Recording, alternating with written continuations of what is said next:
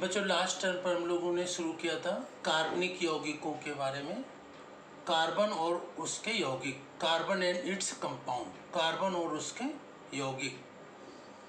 तो कार्बन और उसके यौगिकों में हम लोगों ने कार्बन किस में होता है, हमारे चारों ओर जो भी चीज़ें होती हैं अधिकांश सभी चीज़ों में कार्बन होता है, जैसे एग्जाम्पल बताया था। और कार्बन में सहसंयोजकता होती है, कोवैलेंसी होती है। दूसरे यौगिकों में कोवैलेंसी होती है, तो वो कोवैलेंसी मैंने आपको समझाई थी। और इसमें कार्बन में श्रृंखलन का गुण होता है, अपरूपता या एलोट्रॉप्स होते हैं। अपरूप या एलोट्रॉप्स होते हैं, क्या होते हैं उनके एग्जाम्पल। और उसके पश्चात कार्बन में कैटिनेशन या संकलन का गुण होता है। इसके बाद बताया था कि संतृप्त हाइड्रोकार्बन और असंतृप्त या सैचुरेटेड हाइड्रोकार्बन और अनसैचुरेटेड हाइड्रोकार्बन्स क्या होते हैं, इसके बारे में बताया था। उसी में आज आगे हम लोग पढ़ते हैं इसका कार्बनिक यौगिकों का एक चार्ट पढ़ते हैं। तो इसमें कार्बनिक यौगिक सबसे पहले क्या है, हाइड्रोकार्बन। ये हाइड्रोकार्बन्स क्या होते हैं, जो यौगिक हाइड्रोजन और कार्बन से मिलकर बने होते हैं उन्हें हाइड्रोकार्बन्स कहते हैं। हाइड्रोजन और कार्बन से मिलकर बने होते हैं। हाइड्रोकार्बन्स को दो भागों में बांटा गया है, ओपन चेन कंपाउंड या खुली श्रृंखला के यौगिक। ओपन चेन कंपाउंड या खुली श्रृंखला के यौगिक। और दूसरा है क्लोज चेन कंपाउंड या बंद श्रृंखला के यौगिक। तो ये दो भागों में बांटे गए, खुली श्रृंखला और बंद श्रृंखला के यौगिक। अब इसमें देखिए, जो ओपन चेन कंपाउंड या खुली श्रृंखला के यौगिक होते हैं उनको भी दो भागों में बांटा गया है, संतृप्त हाइड्रोकार्बन या सैचुरेटेड हाइड्रोकार्बन और अनसैचुरेटेड हाइड्रोकार्बन या असंतृप्त हाइड्रोकार्बन। तो असंतृप्त हाइड्रोकार्बन या अनसैचुरेटेड और संतृप्त या सैचुरेटेड हाइड्रोकार्बन। सैचुरेटेड हाइड्रोकार्बन्स को क्या कहते हैं, एल्कीन। सैचुरेटेड हाइड्रोकार्बन्स को एल्कीन कहा जाता है आईयूपीएसी में। और एल्केन का सामान्य सूत्र क्या होता है, CnH2n+2। ये आपको याद रखना है, सामान्य सूत्र क्या होता है, पेपर में आता है, जनरल फार्मूला ऑफ एल्केन। सामान्य सूत्र बताइए एल्केनों का, तो एल्केनों का सामान्य सूत्र CnH2n+2 होता है, सामान्य सूत्र। इसके बाद इसमें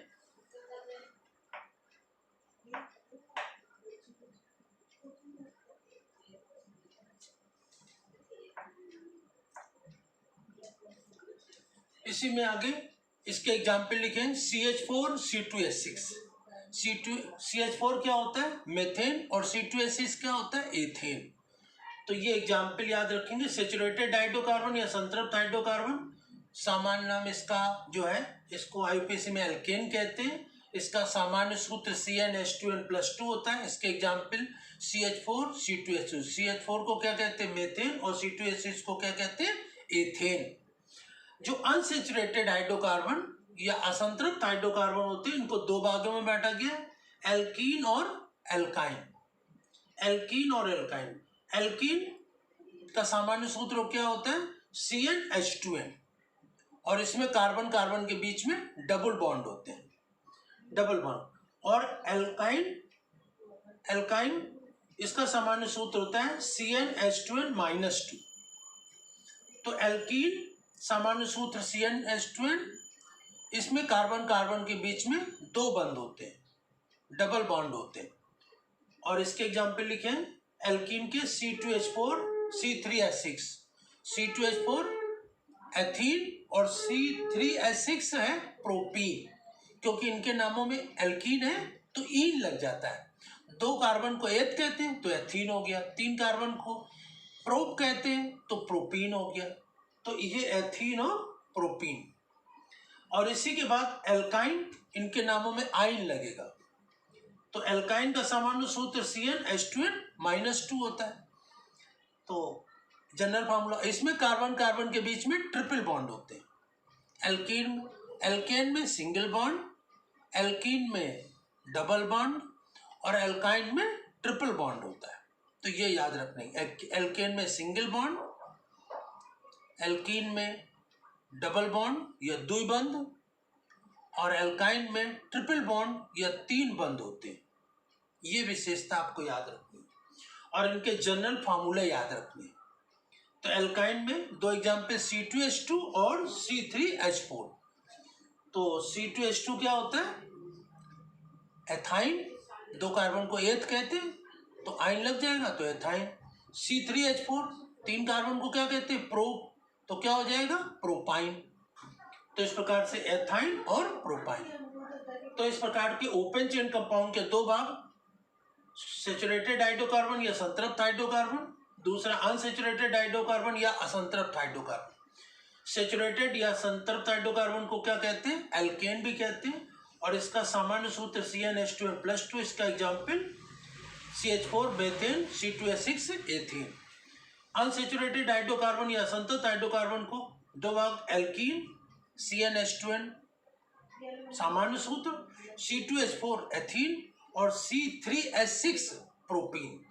इसी प्रकार से एल्काइन का सामान्य सूत्र CnH2n-2 होता है और इसका कार्बन कार्बन इसमें example C2H2 ethyne, C3H4 propyne. Alkane में कार्बन कार्बन के बीच में सिंगल बॉन्ड, एल्कीन में डबल बॉन्ड और एल्काइन में कार्बन कार्बन के बीच में ट्रिपल बॉन्ड होता है। तो ये आपको याद रखना है ओपन चेन कंपाउंड, खुली श्रृंखला के यौगिक हाइड्रोकार्बन। अब इसके बाद देखते हैं क्लोज चेन कंपाउंड, बंद श्रृंखला के यौगिक। अब ये बंद श्रृंखला के यौगिक मतलब इसमें चक्र बनता है। बंद श्रृंखला का मतलब इसमें चक्र बनेगा, ओपन नहीं होंगे। इनमें ओपन चेन कंपाउंड में ओपन बनता है, खुली श्रृंखला रहती है, चक्र नहीं बनता है। और बंद श्रृंखला में चक्र बन जाता है। तो बंद श्रृंखला के यौगिकों को 2 भागों में बांटा गया है, होमोसाइक्लिक या समचक्री और हेट्रोसाइक्लिक या विषम चक्री। समचक्री और विषम चक्री 2 भागों में बांटा गया। समचक्री के 2 भाग हैं, एलिसाइक्लिक और एरोमेटिक। एलिसाइक्लिक के एग्जाम्पल हैं C3H6, C4H8, C5H10। देखिए यहाँ 3 का एलिसाइक्लिक 3 कार्बन से शुरू होगा, क्योंकि 2 कार्बन से तो चक्र बनेगा नहीं, 3 कार्बन से त्रिभुजाकार ट्राइंगल बन जाएगा, बंद श्रृंखला बन सकती। 2 कार्बन से बन ही नहीं सकती, 1 कार्बन से बन ही नहीं सकती। तो यहाँ पर एलिसाइक्लिक 3 कार्बन से शुरू होंगे, 3 कार्बन में ही बंद श्रृंखला या क्लोज चेन बन पाएगी। और इसमें एलिसाइक्लिक में हाइड्रोजन की संख्या कार्बन की संख्या से दुगनी होती है। ऐसा ही एल्कीन में होता है। एल्कीन में C2H4 है तो हाइड्रोजन की संख्या कार्बन से दुगनी है। दूसरा एग्जाम्पल एल्कीन में दिया C3H6, उसमें भी देखो हाइड्रोजन की संख्या कार्बन से दुगनी होती। तो जैसा एल्कीन में होता है वैसा ही एलिसाइक्लिक में होता है, लेकिन एल्कीन में खुली श्रृंखला बनती है और एलिसाइक्लिक में बंद बनती है। तो एल्कीन जो होते हैं 2 कार्बन से शुरू होते हैं और ये 3 कार्बन से शुरू होते हैं, क्योंकि 2 कार्बन में बंद श्रृंखला बन नहीं सकती। तो ये एलिसाइक्लिक में हाइड्रोजन की संख्या कार्बन की संख्या से दुगनी होती है और इनमें साइक्लिक लग जाएगा, ठीक है ना। इनके नामों में साइक्लिक, जैसे 3 कार्बन को प्रोप कहते हैं तो साइक्लोप्रोपेन, 4 कार्बन को ब्यूट कहते हैं तो साइक्लोब्यूटेन, 5 कार्बन को पेंट कहते हैं तो साइक्लोपेंटेन। तो ये पेंटेन हो गया। साइक्लो शब्द पहले लगे होते हैं क्योंकि साइक्लिक या चक्री कंपाउंड है। और एरोमेटिक, इसमें मोस्टली कार्बन की संख्या 6 रहती है और इसमें आप एक एग्जाम्पल याद रखेंगे, बेंजीन C6H6, यह बेंजीन का है। और इसके बाद हेट्रोसाइक्लिक या विषम चक्री। तो समचक्री में क्या होता है, चक्र जो बनता है उसमें केवल कार्बन होते हैं, कार्बन ही चक्र में भाग लेते हैं, तो ये समचक्री। और विषम चक्री में क्या होता है, इसमें कार्बन के अलावा दूसरे एलिमेंट, दूसरे तत्व भी भाग ले लेते हैं, इसे हम विषम चक्री कहते हैं। तो इसमें देखो C5H5N नाइट्रोजन, मतलब कि उसमें कार्बन के चक्र के बीच में क्या आ जाएगा, नाइट्रोजन आ जाएगा, इसलिए इसको हम कहते हैं विषम चक्री।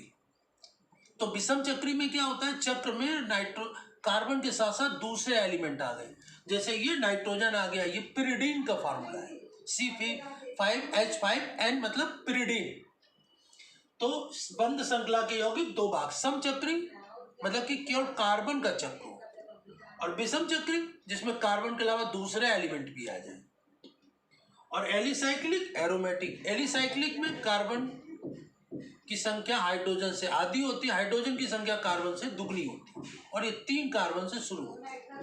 और एरोमेटिक में ये 6 कार्बन मोस्टली होते हैं।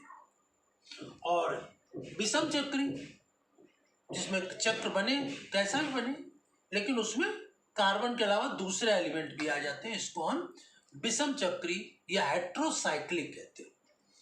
तो इस प्रकार से ये हाइड्रोकार्बन का कार्बनिक यौगिकों के में जो होते हैं हाइड्रोकार्बन, उनका मैंने क्लासिफिकेशन, इसका चार्ट आपको समझाया।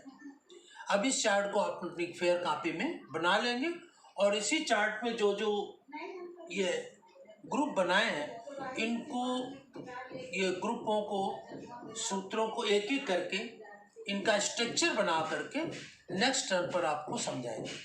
जैसे एल्केन का स्ट्रक्चर क्या होता है, एल्कीन का कैसा होता है, एल्काइन में, क्योंकि एल्केन में सिंगल बॉन्ड, एल्कीन में डबल बॉन्ड होते हैं, एल्काइन में ट्रिपल बॉन्ड होते हैं। तो जो इसके एग्जाम्पल दिए उन्हीं में बॉन्ड लगा के दिखाएंगे, समझाएंगे।